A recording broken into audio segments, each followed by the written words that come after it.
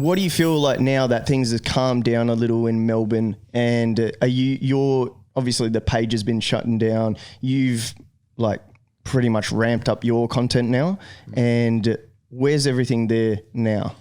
Well, in Melbourne, I feel like people have taken a bit of a step back because restrictions have eased and people think we're out of lockdown and that everything's over.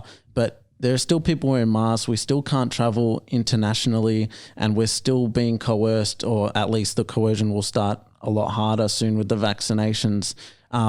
So I feel like we're sort of in this calm before the storm.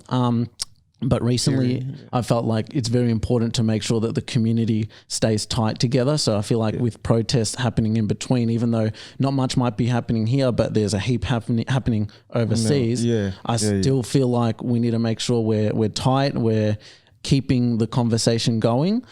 Because if people start thinking that we can't do anything, or that it's okay to take a step back, then that's like the worst thing that you could do. Like I feel like times are very critical, and we need to be putting all our effort that we can moving forward. But things have slowed down, I've noticed, and I'm sure they're going to get a whole lot more serious. And I feel like very soon, because this time last year, like a couple months from now, probably not even now, lockdowns were already starting pretty heavily, and we're already seeing cases pop up. Perth, now Sydney, there was a couple cases. I'm sure Melbourne will start to get a little more because they need to find a way to let their agendas play out, like especially with the vaccinations, because if everyone's just living freely and feels like everything's back to normal, like they're not going to get their goal of having everyone under that vaccine ID, like to be able to travel.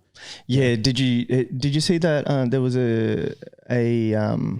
a lady that went on an American, I think she's a Chinese lady that went on an American news network, and then she was saying the push has to be now, because if you start doing 100% capacity, no one will, get the vaccine, because they'll be able to do everything that they can. But anyway, before I get into coronavirus and your thoughts on it all and the thoughts of the whole agenda,